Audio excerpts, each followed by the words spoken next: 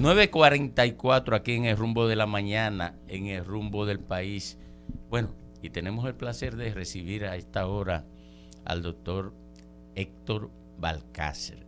Él es infectólogo, es un hombre oportuno para la situación que vive el país en este momento.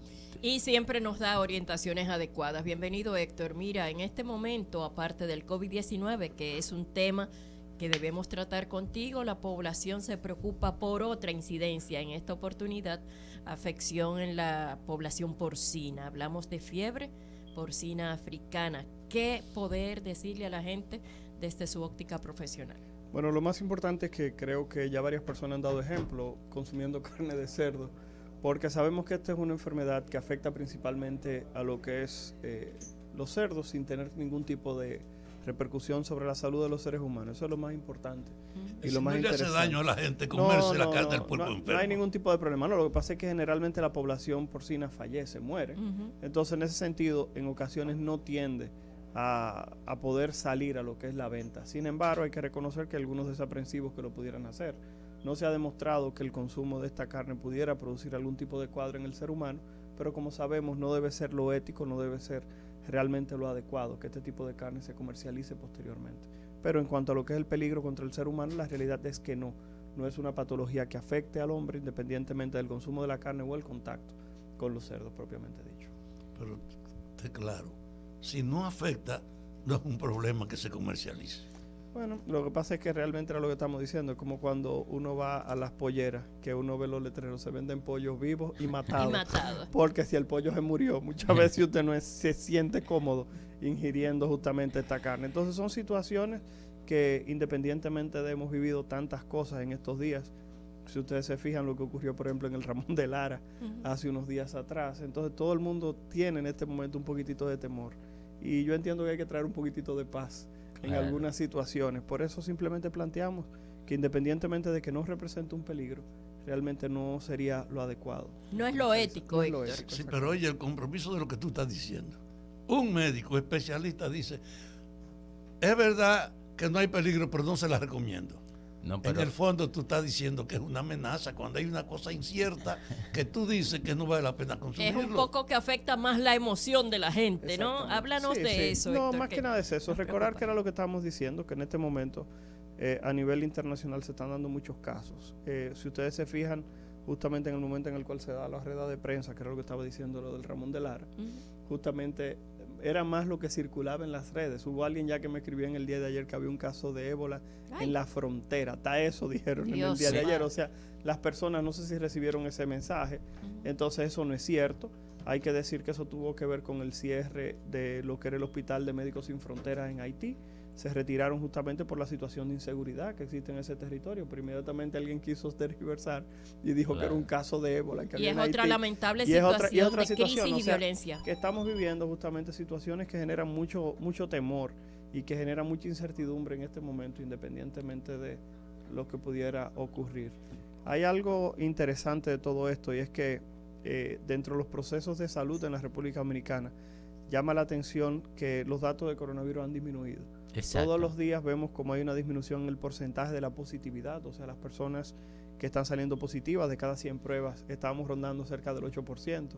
Ayer y antes de ayer muchas personas quizás no notaron que volvió a subir un poquito y que esa positividad subió cerca del 11% y el 13% respectivamente.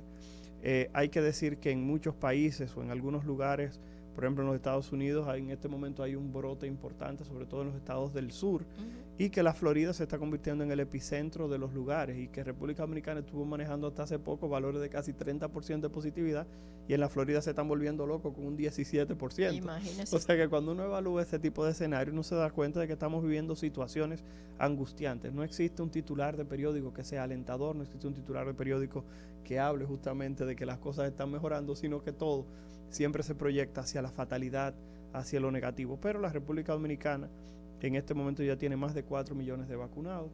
Eso es algo interesante. Más de 5 millones se han colocado la primera dosis, pero hay que tratar de lograr que esas ese 1,000,000 y pico de personas que no se ha colocado su segunda dosis se la aplique, porque es lo que se reconoce a nivel internacional como situación de protección contra el virus. Justamente, Héctor, has puesto el tema sobre el cual queremos conversar en este momento, es respecto a la vacuna. El proceso, desde tu óptica, está marchando al ritmo que se desearía para alcanzar la inmunización de rebaño de la que tanto hemos hablado, y posteriormente respecto a la tercera dosis, ¿cuál es la postura? Mira, lo primero que hay que llamar la atención en este momento es que en todas partes del mundo se está viviendo algo que se conoce como la epidemia de los no vacunados.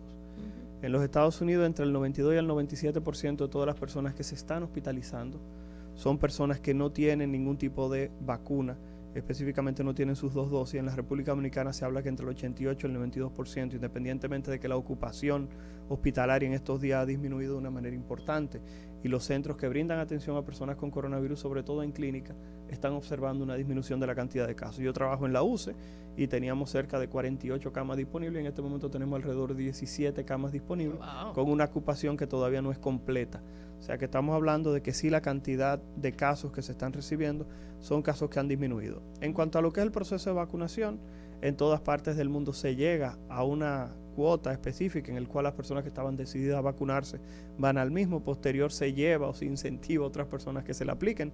Fíjense lo que hemos mencionado anteriormente, aquí en la República Dominicana 5.4 millones de personas tienen una dosis. Sí. Pero cuando uno revisa la cantidad que se ha puesto la segunda, o sea, sus 2 dosis, ronda cerca de 4 millones y algo, lo que significa, repito, que tenemos 1 millón y algo de personas que por alguna razón en el medio no se aplicó esa segunda dosis que le correspondía. Entendemos que quizás tuvo algo que ver con el anuncio de esa tercera dosis, sí, que fue un anuncio quizás que no se dio de la mejor manera. Hay que entender que la inclusión de una tercera dosis no fue con una mala voluntad, fue algo para tratar justamente de proteger a la población, sobre todo más vulnerable. No se supo proyectar a la población la información. Recordar que en este momento países, por ejemplo, como Israel y como el Reino Unido, están ya programando una tercera dosis para su población. Esa tercera dosis tiene características específicas. Ellos van a vacunar, por ejemplo, en Reino Unido o Inglaterra, van a vacunar a los mayores de 70 años con esa tercera dosis, mientras que en Israel van a vacunar a los que tienen más de 50. Lo otro que llamó la atención fue el momento. Aquí se está aplicando al mes, mientras que en Israel y en Reino Unido se está aplicando después de 6 meses. Así es. Pero hay que reconocer que cada lugar, cada espacio geográfico tiene características diferentes, y aquí se utilizó Sinovac, que se reconoce que tiene una protección menor que las vacunas que se utilizaron en esos países, como es el caso de Pfizer, Moderna y AstraZeneca. Excelente. Doctor, en función de la experiencia que usted tiene en el manejo de la pandemia y a partir de la reflexión que podría hacer sobre la marcha de la vacunación, ¿qué usted entiende que sería necesario desde el ámbito oficial para procurar acelerar el proceso? Miren, el señor presidente fue muy tajante. En un momento, en una entrevista aquí mismo en este espacio, yo dije que yo no estaba a favor de la vacunación obligatoria. Sin embargo, frente al avance de lo que ha ocurrido en otros países, hay que observar cuáles han sido las posiciones de los mandatarios de esos países. Por ejemplo, en Francia todo el mundo sabe que el presidente Macron restringió la entrada de los no vacunados a aquellos lugares que no son lugares imprescindibles para que usted participe.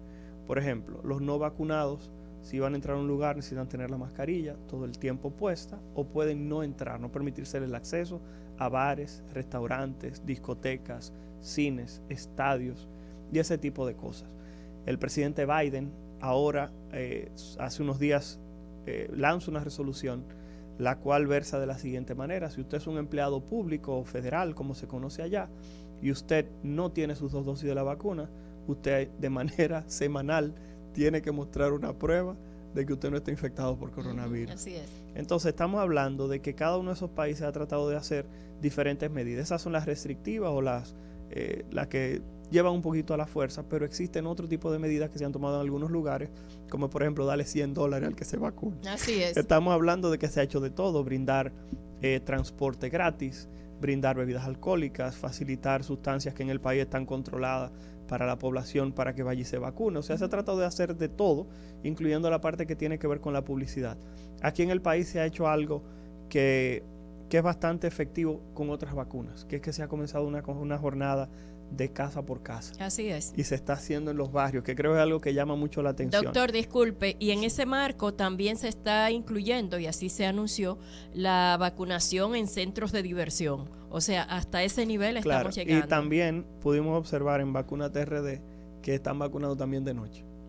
Hasta las 11 de la noche hay centros de vacunación que están abiertos. O sea, se está tratando de hacer de todo. La República Dominicana, y esto es algo que yo he publicado en mis redes sociales con cierta regularidad, no sabe el privilegio que es tener la disponibilidad no solamente de una vacuna, sino que República Dominicana ha tenido AstraZeneca, que fue la primera que llegó, Sinovac, Pfizer, Sinopharm ha estado disponible. Y hay dominicanos que han viajado fuera del país a aplicarse Johnson & Johnson, Moderna, y todo el mundo conoce a alguien, un amigo que lo ha hecho. Claro. Pero lo otro es que en este momento, cuando hablamos de la tercera dosis, la Organización Mundial de la Salud está en contra de las terceras dosis, no porque la tercera dosis no esté demostrando en este momento que sea útil, sino que la Organización Mundial de la Salud está en contra de las terceras dosis porque hablan de inequidad en salud. Claro. Me explico. En este momento solamente el 15% de la población en el mundo tiene acceso a vacunas. Así es. Por eso, cada vez que mencionamos de que usted es un privilegiado porque tiene la posibilidad de vacunarse, mírelo de esta manera. De cada 100 personas en el mundo, usted está dentro de esas 15 que pueden disfrutar de la vacuna. Hay 85 de cada 100 personas en el mundo que no tiene disponibilidad de vacuna porque ni siquiera se encuentra en su territorio. De ningún tipo. De ningún tipo. Entonces, aquí en el país usted puede elegir. Si usted no se quiere poner Pfizer porque usted no quiere que es una tecnología nueva, se pone Sinovac. Si usted no se quiere poner Sinovac porque es China, se puede poner Pfizer. Y si no, usted es una persona que confía en los ingleses y en los suecos y no le tiene miedo a lo que es la trombosis, entonces usted se pone AstraZeneca. Estamos hablando de que cuando uno evalúa el ambiente, el escenario que se vive en la República Dominicana, es un escenario que realmente las personas no lo valoran, porque dicen por ahí que lo que tú no te cuesta nada. A lo que nada te cuesta. Exacto, hagamos fiesta. No entonces hagamos fiesta. El país tiene una posición privilegiada en el avance, en el uso precisamente de la vacuna. Y dos, en la aceptación de la tercera vacuna. Sí. Y yo quiero a todos los que nos oyen, independientemente de lo que ha dicho el OMC, vacúnense en su tercera vez. Porque en el fondo la vacuna no hace daño, el que hace daño es no tenerla. Claro. Y aunque sea un privilegio, disfrútelo, porque es una protección. Claro. No, y algo interesante es que la tercera dosis, sí, yo cuando hicieron el anuncio estuve un poquitito en contra en la manera como se manejó la información, porque muchas personas utilizaron esa información para impugnar exacto, proceso. Para decir, mira, nos están poniendo una tercera dosis al mes, de habernos puesto la 2 de esta porque que esa no sirve. Entonces lo que muchas personas lo tomaron para desacreditar lo que era la vacunación con Sinovac, que repito, llenó un momento aquí en República Dominicana.